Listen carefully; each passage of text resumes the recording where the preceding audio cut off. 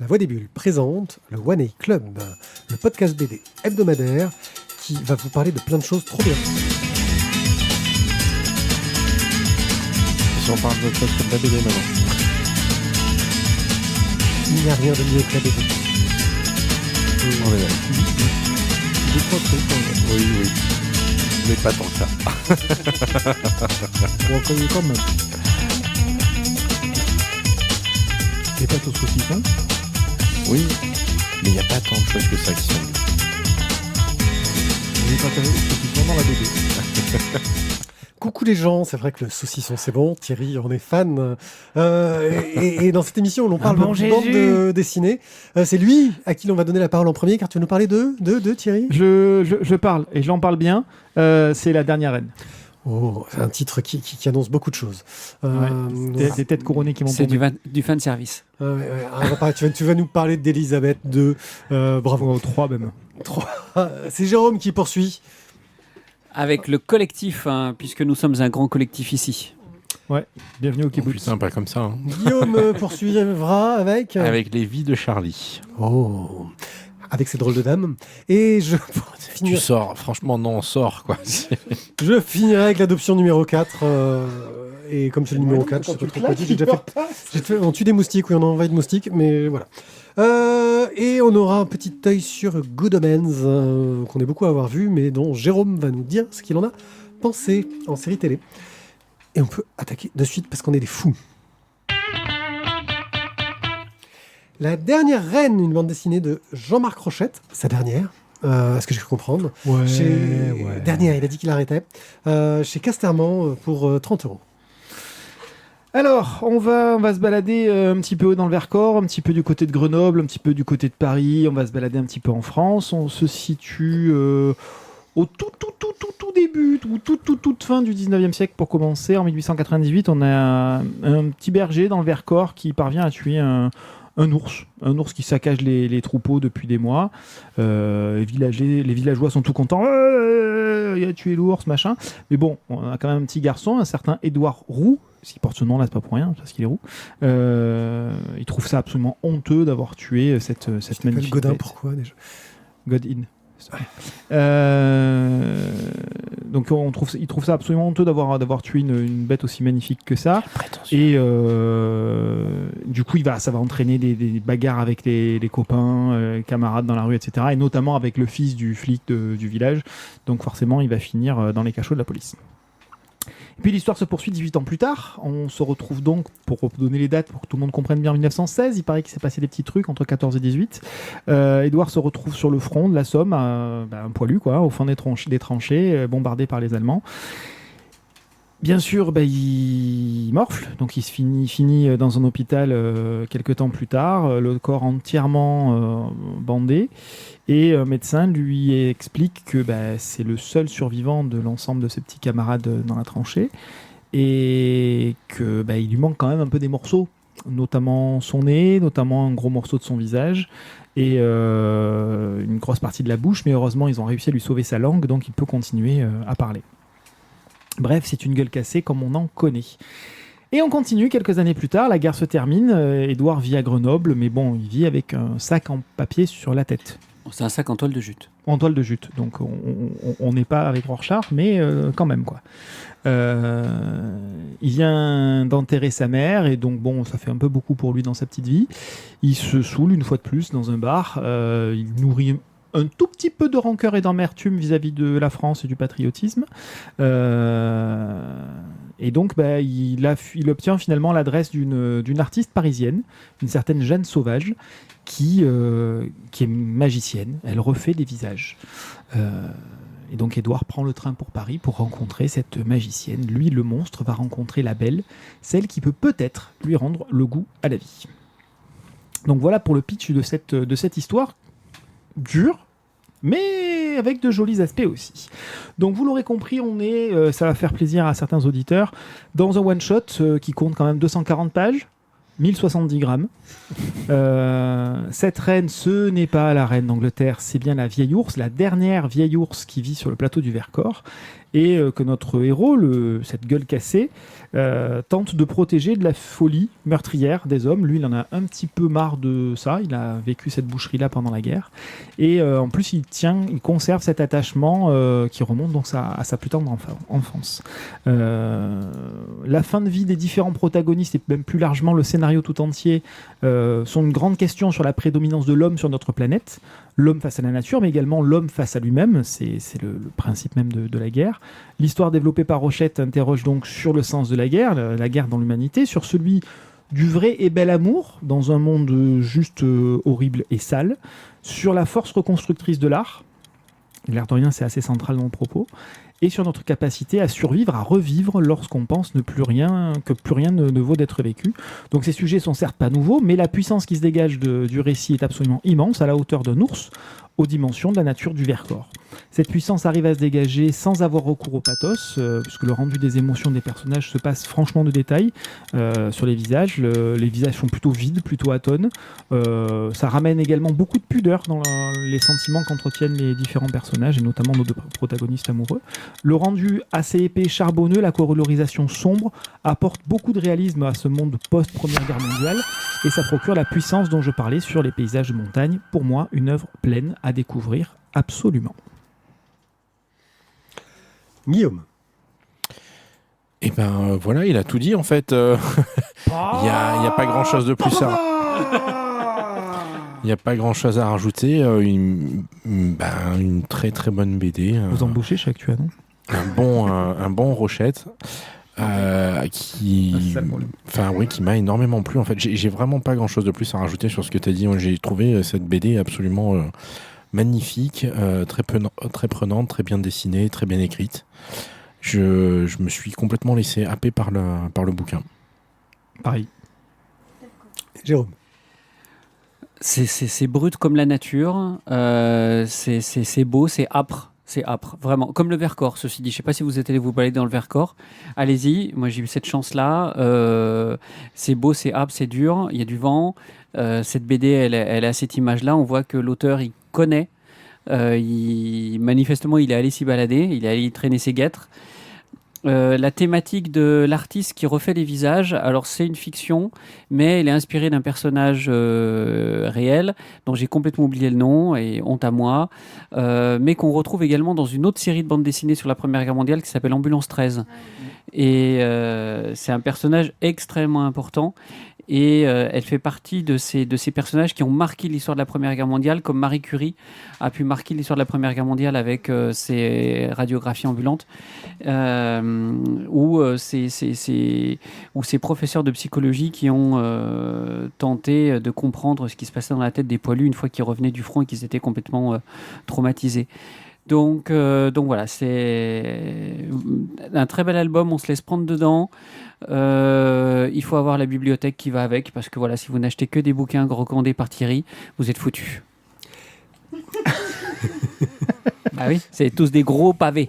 Donc, non, il faut voilà. juste une étagère de 4 cm d'épaisseur, c'est tout, quoi. C'est ça. Suzanne Noël. Et puis en plus, ils ont tous des formats différents. Il y en a des grands, il y en a des petits. C'est ça qui est chiant, c'est pas tellement le point. Hein. Suzanne Noël, c'est ça, la pionnière de la reconstitution faciale. J'ai pris beaucoup de plaisir à le lire, mais j'avais complètement oublié le sujet. Oh putain. J'avais complètement oublié de quoi ça parlait. J'attendais avec impatience le retour de Thierry. Ce qui fait que je vais considérer que j'en peux plus de lui. Ta voix, ta voix ne compte pas ce soir. C'est exactement ça. Donc pourquoi il y a une voix, il y a un vote pour quelque chose là je pense que personnellement le coup de cœur est là. Ah oui, en plus. Ouais, est-ce que ça suit? En plus de Klaus Barbie. Ah oui, de toute façon, il est déjà un coup de cœur chez nous. Hein. Ça suit Rochette le vaut bien. Allez, c'est un coup de cœur, La Dernière Reine par Jean-Marc Rochette chez Casterman pour 30 €. Ah, j'avoue, mais à coup de pas, j'ai pas tapé les coups de cœur. Ah, je sais, tu me regardes de travers. Je sais. Non, mais je sais, dans ton cœur, tu me regardes de travers. Je te regarde tout le temps de travers. Le collectif de Julien Feuillat, Samuel Vambre. Samuel Vambre qui est au dessin, à la couleur et au scénario, mais c'est Julie Feuillat qui est au scénario toute seule de son côté. Non, en fait, c'est un co-scénario. Oui, c'est co-scénario. On avait raison, 4e de couve. Chez Dupuis pour 29,95 €. Regarde au dos. Ouais, mais c'est pas le quatrième de couve que j'ai mis sur la couve. Oui, sur- mais du coup, c'était normal qu'on se plante. Voilà, d'accord. Ouais. Ok. Et des puff-puff. Donc le On avait collectif, raison. là je vous laisse en roue libre, vous pouvez me faire ce que vous voulez, je l'ai pas lu. Super. Ouais, génial. Alors, il a pas lu, à la fois. Mais il y a le Eh, timer. vas-y, mets-lui un triple coup de cœur. Mais il y a le timer. C'est une merde, mais c'est pas grave, juste pour le faire chier. Il y a le timer qui tourne quand même, donc là il est en train de perdre du temps, le pauvre. Alors, De toute façon, ça va être rapide, il n'y a pas grand-chose à dire. Tu vas l'arrêter. Tu vas l'arrêter avant la fin, le timer. Alors, le collectif, c'est l'histoire d'une utopie.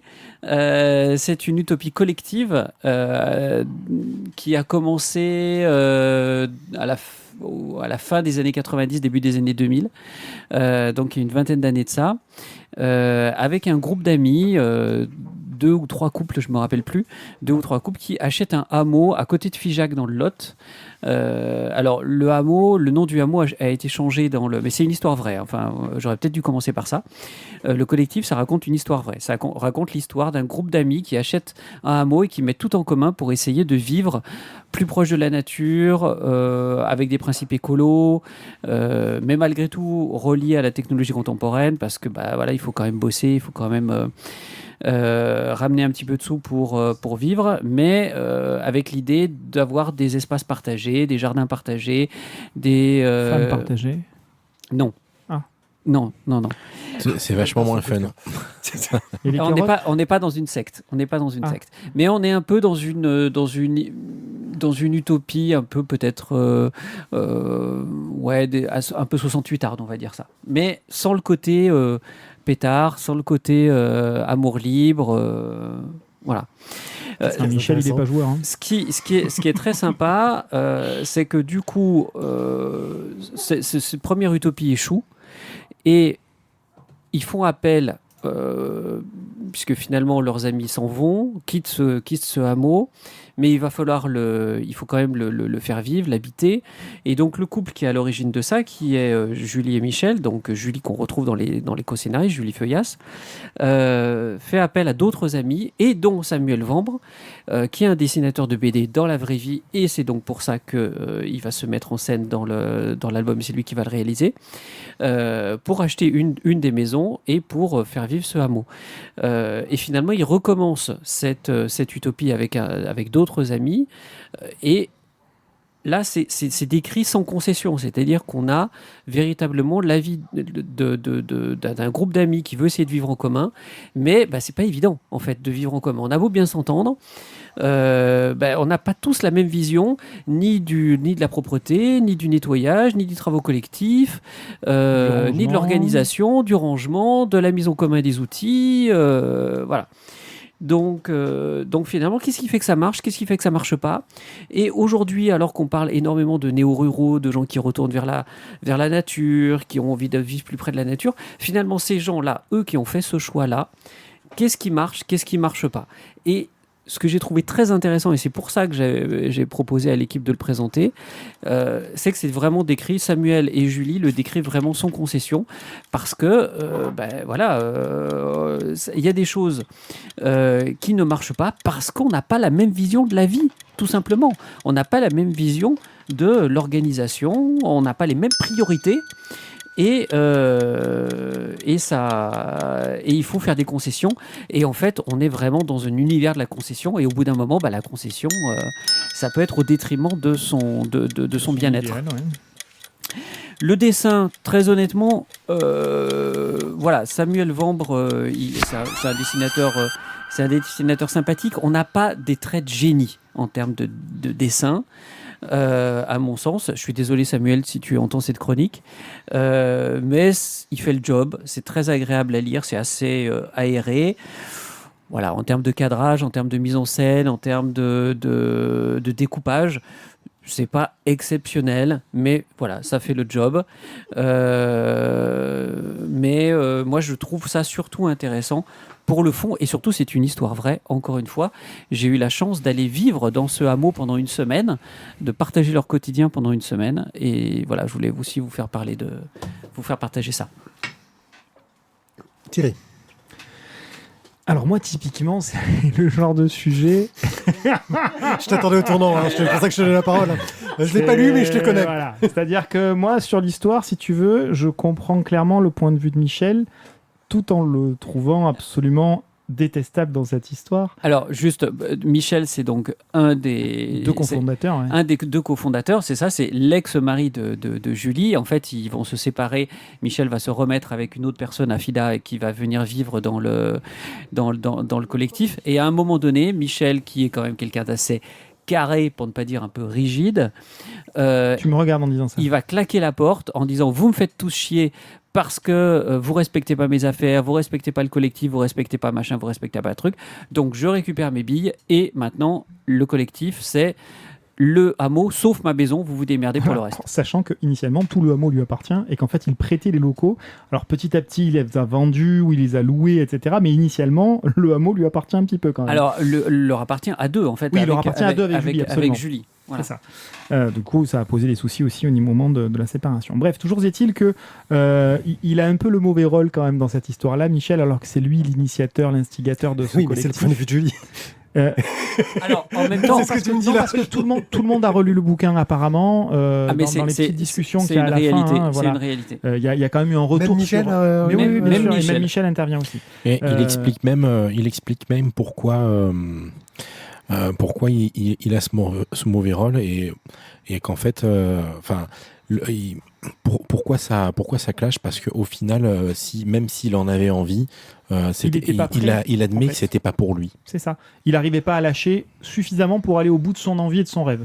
Et bon, il aurait fallu qu'il tombe sur des gens qui fonctionnaient exactement comme lui, ce qui est impossible de trouver en photocopie, quoi. Voilà. Oui, donc, ce que lui apportait en structure, en aide, en logistique, en argent, etc., les autres n'étaient pas du tout au niveau sur ces sujets-là. C'est une évidence. On peut absolument pas comparer.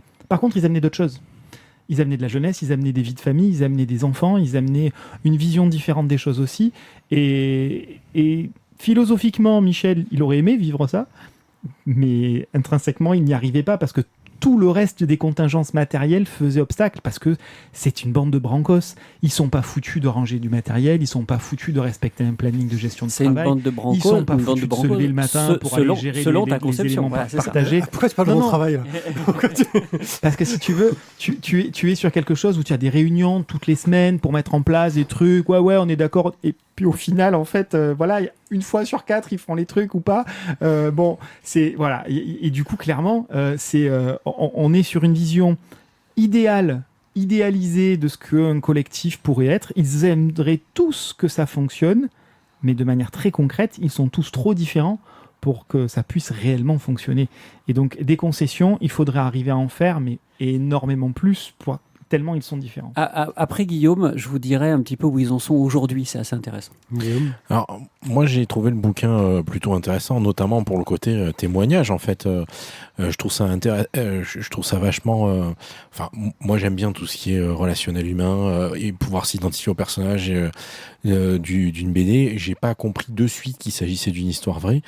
Mais du coup, moi, je trouve que ça, c'est super bien rendu, c'est super intéressant, parce que on parlait de Michel, qui avait envie mais qui était pas prêt, qui se retrouve confronté à tout un tas de concessions qu'il doit faire. En même temps, il a quand même un gros défaut dans toute cette histoire, c'est que il dit oui, pas de problème, vas-y, oui, pas de problème, vas-y. Il ne c'est dit pas que quand ça lui plaît pas. Hein. à un moment donné, enfin, tu vois, et du coup, ça met tout en exergue que, effectivement, pour ce genre de projet, en fait, il faut être capable de tout dire et surtout de tout entendre. Mais il faut de l'honnêteté vis-à-vis de soi-même en premier lieu. Et c'est là que c'est compliqué. C'est-à-dire que son idéal, il s'est rendu compte qu'en fait, lui n'était pas à la hauteur de son idéal. Et du coup, moi j'ai trouvé ça super intéressant, surtout de voir que a priori, malgré tout un tas de clashs et de déboires, j'aurais tendance à croire que ça continue à fonctionner sous une forme un peu différente, mais j'ai l'impression, vu la conclusion qu'ils amènent, que ça fonctionne toujours. Michel est parti ? Non. Non, mais ils sont restés. Attends, il y a Clash et il y a machin, mais en fait, finalement, ils arrivent à redevenir bons voisins. Mais il voulait vendre au final la maison. Je ne sais pas si ça a été fait. Non, pas du tout. En fait, il vit toujours dans le hameau. Donc, d'ailleurs, si vous tapez sur Internet Julie Feuillasse, vous verrez qu'en fait, elle loue pendant l'été, pendant les vacances, sa maison. Moi, c'est comme ça que je suis allé une semaine et c'est très très agréable sa petite maison. Aller passer une semaine au vert, c'est vraiment très très agréable. Donc, je sais plus si c'est sur TripAdvisor ou sur Airbnb, mais enfin, en tout cas, ça se trouve. Et aujourd'hui, vous avez, en fait, c'est plus vraiment un collectif. En fait, vous avez des espaces partagés qui sont le chemin d'accès, qui sont la boîte aux lettres. Ils n'ont qu'une seule boîte aux lettres, ce qui a fait très très longtemps penser d'ailleurs dans le village qu'en fait c'était une grande partouze, puisque c'était une seule adresse pour tout le monde. Mais à part ça, aujourd'hui, ils ont chacun leur jardin, parce que un des points de crispation, c'est justement l'entretien du jardin. Et ils ont fait le constat qu'ils n'arrivaient pas à se mettre d'accord sur l'entretien du jardin. Donc finalement, ils ont séparé les terrains de jardin. Donc aujourd'hui, on n'est non plus sur un vrai collectif. On est sur des gens qui partagent un certain nombre d'équipements, en particulier une salle commune, en particulier donc une boîte aux lettres, une adresse commune. Mais il y a quand même une notion de propriété privée qui s'est un petit peu réinstaurée pour limiter les frictions, en fait, dans cet environnement. Donc le collectif, une bande dessinée de Jolie Feuillasse Samuel Vambre, dessinée par Samuel Vambre chez Dupuis pour 29,95 €. Ça a l'air d'être une expérience assez intéressante. Bon, on pourra en parler pendant des heures. Hein. Oui, c'est pour ça que je coupe. Je coupe pour parler de choses vachement plus intéressantes. Donnez-nous des sous pour notre collectif dictatorial que je dirige d'une main de fer. Voilà, parce que c'est important de savoir diriger les choses. D'accord. Alors non, quand on est dictateur, en fait, on ne déblatère pas pendant 2 heures, on pose les choses, donner des sous, point, fin de la coupure. Mais comment nous donner des sous? Parce que si les gens ils savent pas, ils peuvent pas nous les donner les sous. Comment Tu leur coupes la tête. Non, c'est par Tipeee. Il faut suivre. Tu t'es marié à la reine de cœur. Ouais, il faut suivre l'exemple des gens dont le nom va s'afficher sur ma tablette quand elle se sera déverrouillée parce qu'elle s'est déverrouillée et que tu me fais chier. Merci. C'est Matt Deka, Chevonne, Warloff, Stéphane, Cobal et Boub. C'est vrai qu'ils changent pas beaucoup, je devrais les connaître par cœur. Eux, ce sont des gens bien, mais des nouvelles personnes, ça serait sympa aussi. C'est toujours un bonheur. Les autres restez, hein. On vous aime toujours. Donc Tipeee, c'est le meilleur moyen de nous soutenir, c'est le plus simple. Venez rejoindre le collectif. Mais vous pouvez bien entendu parler de nous, ça nous fait toujours plaisir. Là, toutes les infos sont sur lavoidesbulles.fr. Les vies de Charlie. Oui, Guillaume, c'est toi. C'est pour moi, ça. Ouais. C'est toi qui as préparé la chronique. Oui, comme d'habitude, quoi. Mais c'est marrant, d'habitude, ils donnent les auteurs et tout, machin. Non? Ben là, c'est Guarino et tout ça. Ouais. C'est ça, Guarnino. C'est vrai, j'ai pas dit. Non, c'est Kit Toussaint en scénario, Aurélie Garino au dessin et à la couleur, chez Dupuis pour 26 €. Voilà, donc c'est presque Guarnido. C'est pas Guarnido. C'est Guarino. C'est Guarino. C'était influencé par ton t-shirt. Non, c'est la blague à la librairie. Blague à part, du coup. Donc, les vies de Charlie. Alors, Charlie, c'est un personnage solaire. Je crois que c'est la bonne description. Tu peux arrêter là. Voilà. Eh bien, c'était très... Et donc, voilà, Charlie, imaginez le gars qui, dans un monde un petit peu terne, continue à dire bonjour avec le sourire aux gens qu'il croise dans la rue. Quand il arrive à l'ascenseur et qu'il voit quelqu'un courir, hop, il tient la porte pour qu'il puisse rentrer. Il dit bonjour à tout le monde, il fait des sourires, il serre la main. Le mec sympa, mais vraiment, tu vois, le mec gentil, sympa, qui bosse dans une grosse boîte. Alors, archétype même de l'énorme boîte, puisque on a des pauses pour rigoler. Donc voilà, vous faites une pause de 10 minutes. Pendant 10 minutes, vous rigolez. Alors attention, c'est pas une pause où vous avez le choix de rigoler. Non, c'est une pause pour rigoler. C'est-à-dire que... rigoler, parce que c'est bon pour la santé. un petit peu dystopique. c'est Hein. bon. Ouais, c'est ça. Non, c'est-à-dire qu'il même pas il raconte des blagues en fait. Hein. Sinon, ça pourrait être vraiment il y a énorme. quelques blagues. Oui, mais enfin bon, bref. Des Et puis blagues il y a de merde. aussi le jour où, alors c'est pas tous les jours à la même heure, en fonction des différentes pauses. Il y a aussi la pause où il faut marcher. Donc ils ont une belle salle circulaire dans laquelle ils peuvent marcher. Tous dans le même sens. Tous dans le même sens. Ils doivent marcher. Pourquoi Oui. tu dis ils peuvent? Parce qu'ils doivent en fait. Et bref. Parce qu'ils doivent. Et bon, il y a tout un tas d'archétypes. Ils doivent pleurer, ils doivent faire ci. C'est ça. Il y a tout un tas d'archétypes comme ça.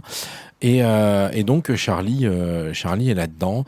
Et donc cette boîte a la particularité de traiter, de donner une seconde vie aux morts. en récupérant les cadavres, en proposant des savonnettes, des machins, enfin tout un tas de produits tout étranges Du terreau. faits à partir du C'est quelque corps. chose qui s'est beaucoup fait sur les bons. Qui est fait à partir des défunts pour que les familles puissent, entre autres, faire leur deuil. Et donc, Charlie est au service commercial. Et son rôle, c'est de prendre les appels, d'écouter les gens. Donc, il faut un minimum d'empathie, bien sûr, et les conseiller et leur proposer les services de la boîte, savoir ce qu'ils peuvent faire de leur mort.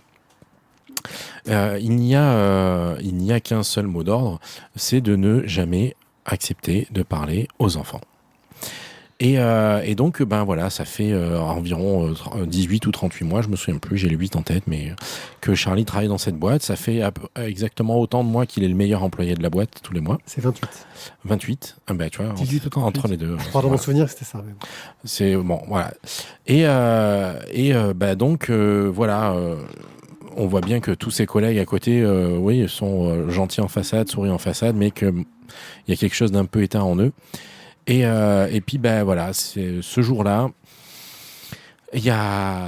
c'est bientôt l'heure, il y a un dernier appel, il tombe sur un papa, et ce papa lui dit, voilà, j'en peux plus, je suis désespéré, je sais plus quoi lui dire, aidez-moi. Et hop, il passe le combiné à son fils. Et là, Charlie fait, mais non, mais... Et puis, voilà, du coup, il est coincé, donc il fait son commercial, il commence à proposer les bouquets de fleurs, les machins, tout ça, pour dire, parce que le petit garçon, il demande qu'est-ce qui est devenu ma maman. Et il lui propose un tas de solutions. Et le gamin, il lui dit, mais non, pas son corps, son âme.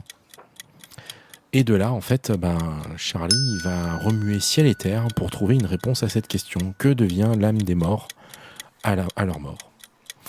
Et donc, il va se retrouver dans les méandres de sa société, dans une histoire complètement rocambolesque.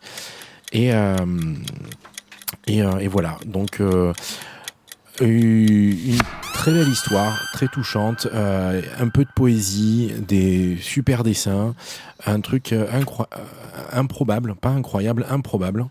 Et le tout, voilà, dirigé par une espèce de quête initiatique. Mais qui est quand même un petit peu plus que ça. Et donc, la blague sur le presque Guarnido, c'est que c'est quand même vachement bien gratté. Et que quand on a vu le bouquin arriver, on a vu trop belle couverture et tout, et forcément, trop beau dessin, trop belle couverture. On a lu Guarnido avant de lire Guarino. Et du coup, donc c'est presque Guarnido. Mais c'est pas le même style. Non, pas du tout, en vrai, pas du tout. Mais c'était juste la blague, quoi. On a trouvé le dessin de couverture tellement bien foutu que notre cerveau a lu Guarnido. Quel blagueur, c'est libraire alors. Voilà. Toujours là, on est dans rire. un style qui fait un peu plus penser au côté 50s, du trait des personnages, côté un peu des pubs, façon 50s. C'est le style Aurélie Guarino. Je connais pas, c'est pour ça. En tout cas, même si les styles sont complètement différents, c'est vraiment très très bien gratté et elle a pas grand chose à souffrir par rapport à Guarnido, qui est très très bon aussi bien sûr, mais voilà, c'est en tout cas voilà, moi j'ai beaucoup aimé. Je l'ai pas mis dans le fichier parce que je le fais jamais, mais moi j'ai un coup de cœur là-dessus à la librairie et donc je proposerai un coup de cœur ce soir. Après, à vous de me dire ce que vous voulez, ce que vous en avez pensé. Alors moi je vais prendre la parole tout de suite parce qu'en fait moi je mets pas un coup de cœur. Donc voilà, mais tu peux couper son micro, s'il te plaît. Ouais, j'en suis bien désolé parce que je sais que c'est exactement le type d'album qui plaît en général aux chroniqueurs de cette émission et sur lequel les chroniqueurs mettent un coup de cœur. Donc ils se trompent lourdement. Non, vous vous trompez pas. La couverture est sublimissime. Le dessin est absolument magnifique, il n'y a absolument rien à dire. Moi, c'est la fin. Vraiment, je n'accroche pas du tout à cette fin, à la conclusion qu'on ne révélera pas ici. Mais c'est vrai que je suis un peu hermétique à cette morale-là, si morale il y a.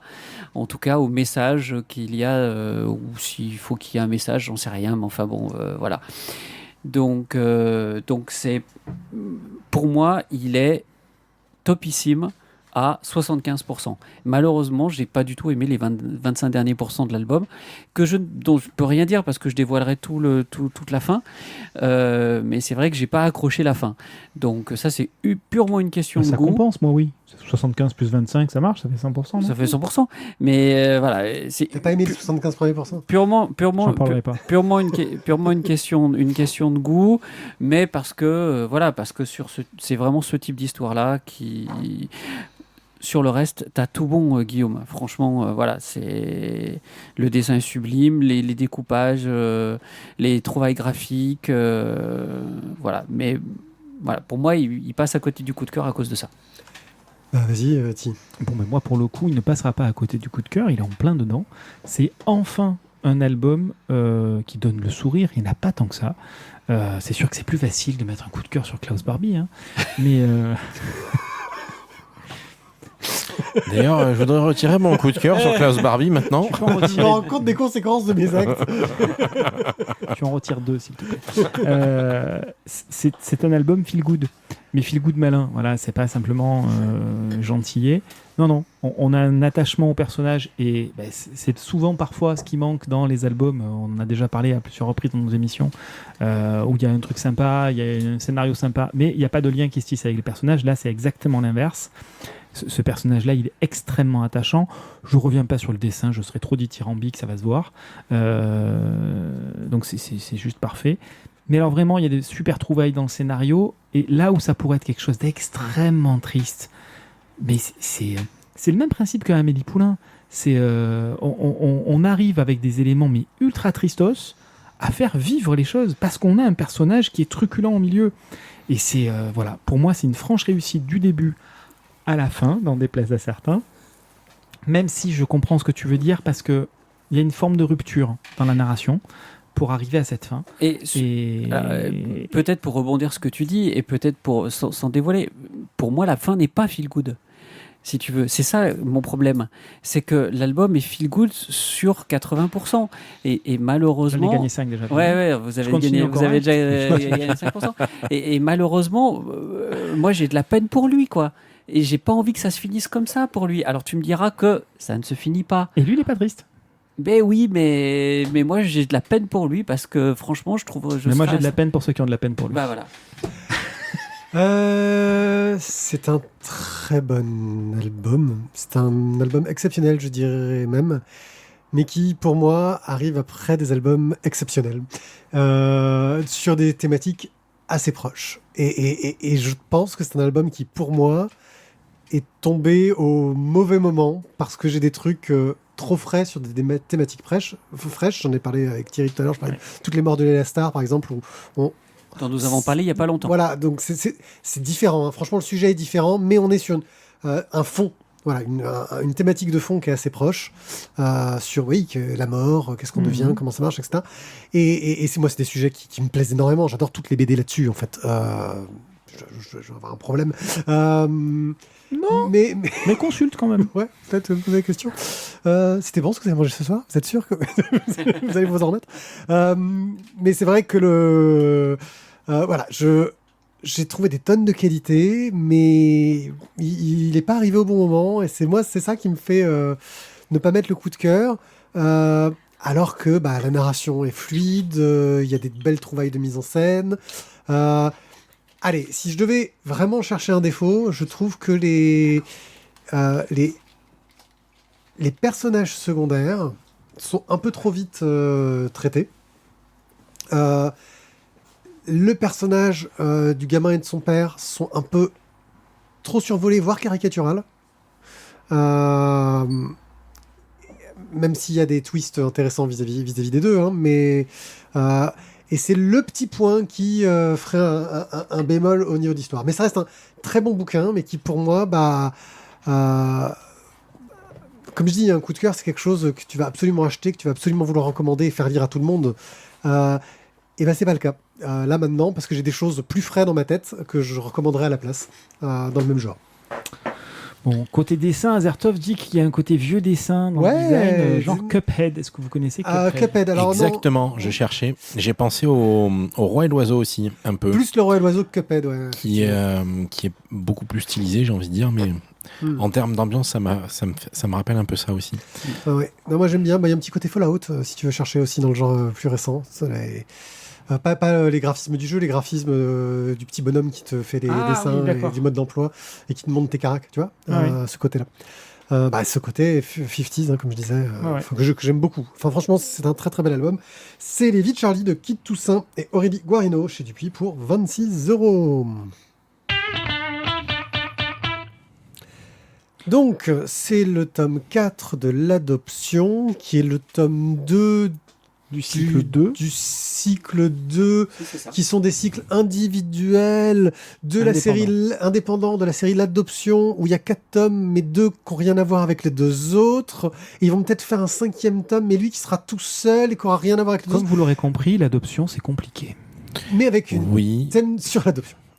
C'est scénarisé par Zidrou, dessiné et colorisé par Arnaud Monin, chez Grand Angle pour 16,90€.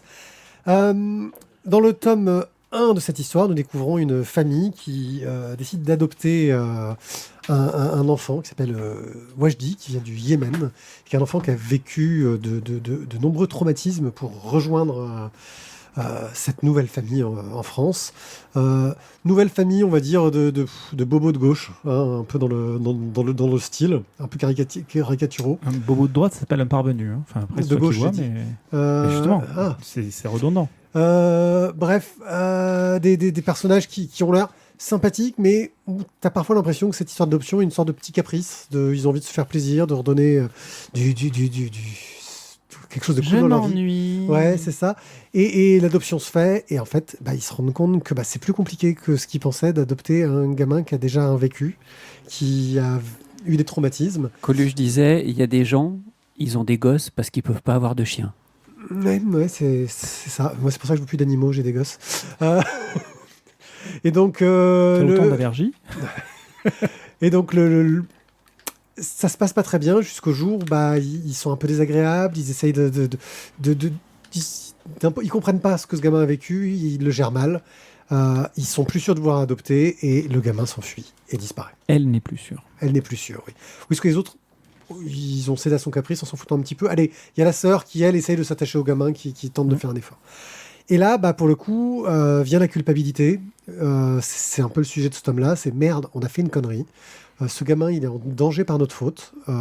Alors que c'est pas ce qu'on voulait non plus, quoi. Et donc, on part sur la recherche de ce gamin, comment ils vont essayer de faire pour le retrouver, et réussir ou pas. Je ne dirai pas comment ça finit, à reconstituer cette famille qu'ils ont essayé de construire et qu'ils ont brisée dans la foulée. Mais totalement brisée. Arnaud Monin a un trait, moi, que j'adore, un travail sur la couleur qui est magnifique, qui est lumineux, même dans les moments un peu sombres. Ce qui marche superbement. Dans les tomes précédents, il avait fait un truc où ça se passait à l'étranger, ou alors là, les couleurs lumineuses, c'était fantastique. Là, on reste sur la France. Zidrou a une façon de décrire les personnages qui amène beaucoup d'empathie sur eux, et même jusqu'aux personnages secondaires, je dirais. Je parle au cantonnier, là, dans le parc, à qui il arrive à créer beaucoup d'humanité sur un personnage et puis qui apparaît très peu. Qui apparaît très peu, qui est de passage, etc. À faire ressentir aussi les émotions de ce gamin qui parle très peu parce qu'il parle pas la langue.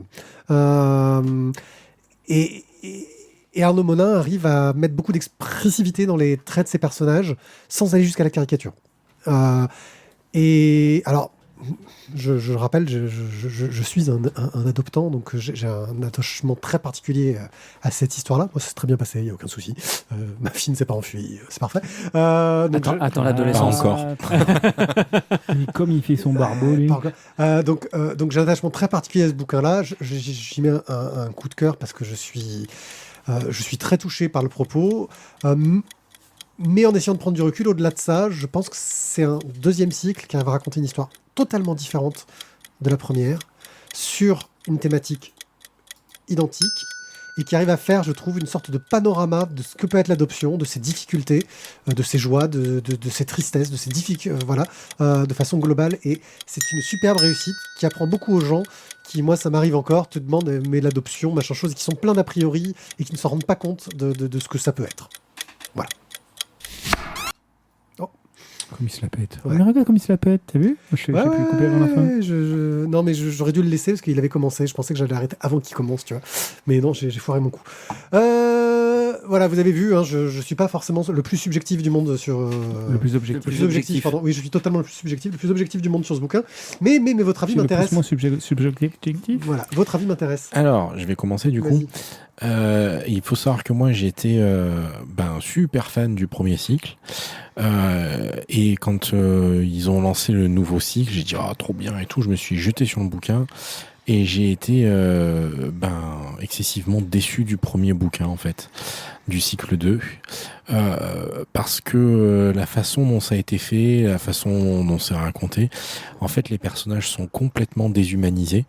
Et moi, c'était ça qui m'avait plu en fait dans le premier cycle et en fait, ça, à la fin, j'étais vraiment dépité. Je dis c'est pas possible, il a tué son bébé quoi. Et du coup, quand ce tome 2 est arrivé, je dis bon, alors le sentiment à la fin du 1, c'était est-ce que le 2 va justifier tout ça? Donc je l'ai pris en me méfiant, en ayant peur.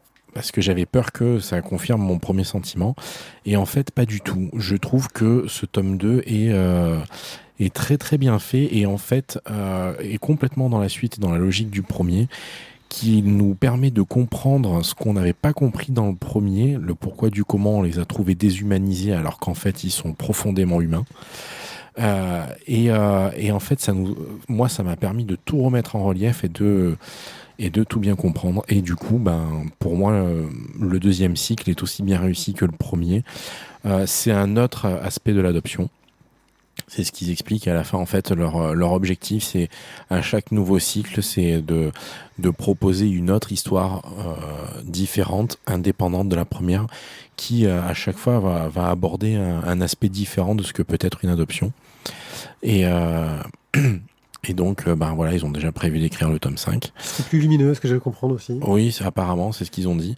En tout cas, une très belle réussite. Je ne vais pas me réétendre sur la qualité de scénariste de Zidrou, la qualité de dessinateur de Monin, hein, ça a déjà été fait. Mais grosse frayeur sur le tome 1 et alors un vrai bonheur sur le tome 2 de voir qu'ils n'avaient pas cassé mon chouchou, quoi. Au contraire. Il est force commerciale. Donc en fait, il t'explique qu'il faut acheter tout de suite les 2 tomes, quoi. N'ayez pas peur. Mais d'autant qu'il y a l'écrin et que ça coûte pas plus cher que les tomes à part. Hein, donc, alors que moi, je les ai eus en service de presse et j'ai pas eu l'écrin et donc. Pourquoi je suis gagnant quand même. Je suis gagnant quand même. De toute façon, l'écran il sert à rien. C'est juste pour tenir les deux ensemble. Pour que ça prenne plus de place dans ta bibliothèque. Alors, c'est un peu ce que je vais revenir un peu sur ce que tu disais, Guillaume. Le premier m'avait plu, mais effectivement, je ne retrouvais pas la patte du premier. Je dis, bon, il faudra voir sur l'ensemble du cycle, voir ce que ça donne. Et c'est effectivement ça. C'est-à-dire que dans le premier tome, c'est la famille Bobo lisse. On a de l'argent, on a la jolie maison, on a les enfants qui vont bien. Tout est beau, tout est lisse, tout est mignon. Et le deuxième montre les failles. Le deuxième montre les failles de la maman qui voulait adopter, mais peut-être pas en ayant pris pleinement conscience de ce qui allait se passer, mais on montre qu'elle faisait ça quand même aussi pour de bonnes raisons et qu'elle voulait vraiment aider cet enfant. C'était pas totalement que pour elle. Mais on se rend compte qu'il y a une part d'elle aussi, parce qu'on voit les relations avec sa propre maman. On voit l'attitude de la jeune fille, le fils qui est parti de la maison et qui a plus de recul aussi. Et effectivement, les fissures dans cette famille un peu toute lisse du premier tome permettent de donner beaucoup plus d'ampleur à l'ensemble du récit. Et c'est ce qui fait un peu tout le sel de ce diptyque. Donc voilà, c'est une réussite pour moi, ce diptyque. Ça fonctionne très bien, c'est un autre aspect de l'adoption, comme vous l'avez dit, je ne vais pas m'étendre non plus là-dessus. Mais c'est une vision différente et tout aussi intéressante. Page 27 pour ceux qui sont en direct avec nous sur Twitch et pour les autres, page 27 du tome 2. Un trio de personnages, c'est un clin d'œil, bien entendu, pour ceux qui l'auront reconnu, au premier cycle. On a tout cassé, les caméras. On a cassé la caméra. Oui, vas-y, remets-la et tu peux continuer à parler comme si... Voilà, on n'a pas assez parlé de ce personnage absolument attachant qu'est la grand-mère. Qui est un personnage extraordinaire et je regrette presque, mon seul regret c'est qu'on la voit pas davantage dans cet album. Coup de cœur, incontestablement coup de cœur. Juste une dernière petite chose, si on observe un peu les planches, il y a très peu de texte. il y a très peu de texte. C'est-à-dire que pour faire arriver à raconter l'histoire et faire passer tous les sentiments, il y a extrêmement peu de texte dans cet album. C'est... Voilà. Tu peux regarder les images. Un petit message à Zidrou quand même. Zidrou, tu m'énerves. Fais une bouse un peu, qu'on voit que t'as un côté humain, côté scénariste, plutôt que de faire à chaque fois des albums qui il est sont abonné bien. à ChatGPT depuis 20 ans. Alors, on parlera du petit Covid. message à Zidrou, écoute pas ce que vient de dire Jérôme, c'est débile. Petit message à Zidrou, c'est rue des Cordeliers, la Bédéry, pour une petite interview. Ouais, il n'y a pas de problème. Quand tu veux. Quand tu veux. Ouais, on a plein de trucs à toi. Et puis on fait même venir notre fille, elle aurait plein de choses à raconter aussi C'est ça. dessus, parce qu'elle adore tes trucs jeunesse. Donc l'adoption numéro 4, Zidrou, Arnaud Monin, grand angle, 16,90€. Donc coup de cœur validé par tout le monde, j'ai l'impression. Absolument. Ah, je sais pas, combien on remet un coup de cœur au précédent ou pas là? Qu'est-ce qu'ils sont durs. Bah, je suis le dictateur, je mets un coup de cœur. Ah, mais c'est Bah, mets-le dégueulasse sur ça, l'album oh, de ça va pas du tout là, je suis pas d'accord. Le dictateur, quand ça l'arrange. Ouais, Putain, c'est mais est-ce que t'as conscience que les dictateurs à un moment donné on les fusille? Ouais, oui. Ouais, mais le dictateur à temps partiel, il prendra qu'une demi-balle. Ah, ça, Mais va. ça suffit. Ça dépend où. Un œil sûr. Je ne sais pas pourquoi nous n'avons pas parlé dans cette émission, car nous sommes fans de Neil Gaiman, qui s'est fait connaître par la BD, et de Terry Pratchett, qui s'est fait connaître par son œuvre fantastique du Disque Monde. Et ils ont commis ensemble, il y a de nombreuses années, un roman qui s'appelle Good Omens, qui a été adapté en série télé pour Prime Video, avec Neil Gaiman au scénario, tant qu'à faire. Et Jérôme, tu vas rapidement nous pitcher ça et nous dire pourquoi tu voulais en parler. Ouais, rapidement, parce que en français, ça c'est traduit. Le titre a été traduit sous De bons présages.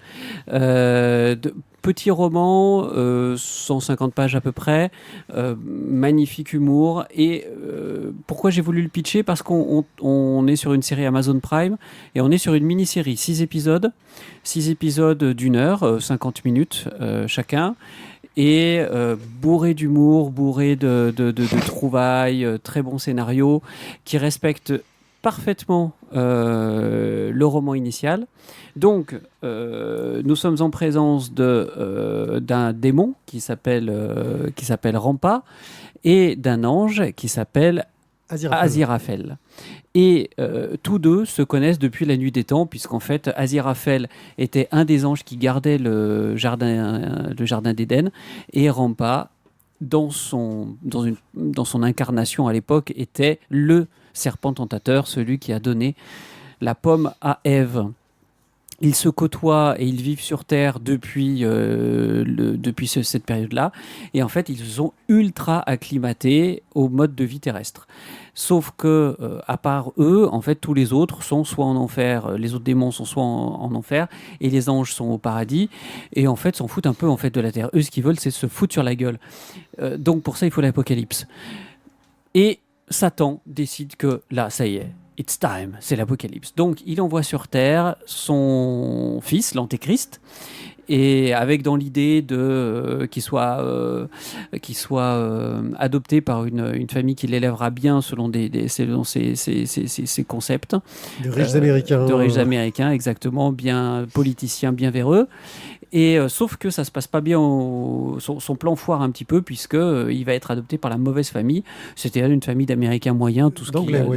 D'anglais moyen. D'anglais moyen, tout ce qu'il y a de plus vivant dans la campagne anglaise. Et Aziraphale et Rampa n'y sont pas pour rien. Ils y sont pas pour rien, mais en même temps, ils comprendront que très tardivement cette erreur. Et en fait, voilà, toute la série, les six épisodes se passent sur ce compte à rebours avec, nous sommes à 11 ans donc 11 ans c'est la naissance de l'Antéchrist, 11 ans de l'Apocalypse, nous sommes à 8 ans de l'Apocalypse, nous sommes à 3 semaines de l'Apocalypse, nous sommes à 1 jour de l'Apocalypse, nous sommes à 1 heure de l'Apocalypse, jusqu'à la fin, et vraiment c'est excellent, vous passez un très très bon moment, un divertissement familial avec un humour anglais comme on aime l'humour anglais, et surtout, encore une fois, une série qui ne s'éternise pas. La Saison 2 va sortir au mois de juillet. Rien à voir, j'ai vu juste la bande-annonce. Rien à voir, bien entendu, avec l'œuvre du roman, puisque l'œuvre du roman, elle s'arrête à la saison 1. Donc là, on est sur quelque chose d'original, de nouveau, développé pour Amazon Prime. Ah, une nuance. Bon, d'accord, ok. C'est Neil Gaiman qui est au scénario et c'est basé sur une idée qu'ils avaient eue pour une suite avec Terry Pratchett. Donc c'est pas, ça reste Neil Gaiman au scénario. Ok. Et c'est sur une idée de Neil Gaiman et Terry Pratchett, une idée qu'ils n'ont pas pu développer, où ils ont dû discuter, etc. Donc j'ai l'espérance que ce soit respectueux de tout ça. Neil Gaiman, en tant que scénariste de série télé, quand il a la main dessus, on voit ce qu'il a fait après Good Omens, il a fait Sandman, donc j'aurais tendance à lui faire confiance. Sachez que pour la première de Good Omens qui est sortie, il y avait au premier rang un siège vide avec juste un chapeau en hommage à Terry Pratchett qui était décédé entre le moment où la production a commencé et où la série est sortie. Moi de Good Omens, je suis très très fan et il y a un casting surtout de tueurs. Michael Sheen, David Tennant, John Hamm, et j'en passe des meilleurs. C'est assez excellent. Et puis il y a une voiture où toutes les musiques que tu mets dedans se transforment en du Queen. Et je vous recommande aussi les quatre cavaliers de l'Apocalypse qui sont franchement excellents quand même. Ils sont très drôles. Et Toutou aussi. Enfin bon, bref, beaucoup de choses très très drôles. Good Omens, c'est scénarisé par Neil Gaiman, réalisé par Monsieur McKinnon, j'ai oublié son prénom, sur Prime Video. Voilà, t'as vu, je prends des notes et tout maintenant pour même les trucs comme ça. Eh bien, c'est la fin de cet épisode de 170. On s'en est pas trop mal sorti. Il est pas trop tard. Il y a eu des coups de cœur, on a failli en avoir plus. Ouais, c'est ça. On a déjà eu pas mal, Ouais, c'est ça. C'est-à-dire que sur 4 albums, on a collé 2 coups de cœur et on aurait dû même en mettre une troisième. Quand on arrive à se mettre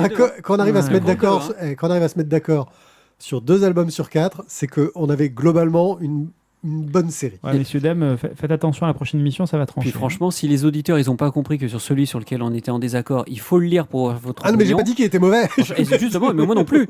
Donc lisez-le. Voilà. Je dis simplement que pour les coups de cœur, faut arrêter d'écouter le dictateur. Hein. Faut venir direct à la BDRI. Moi, je vais vous en parler comme il faut des bouquins. Pourquoi on fait cette émission en fait pour donner notre avis et satisfaire notre ego de gens qui parlent dans un micro. Voilà, mais en bon dictateur, je dirais votre avis, je m'en fous. En fait, c'est bon, venez à la librairie. Donnez-moi des sous. Vous ne repartirez pas les mains vides. Il loue des brouettes pour aller jusqu'à la voiture parce que les parkings sont loin. C'est ça. Merci de nous avoir écoutés. On se dit à très très bientôt. Ciao. Ciao. Salut.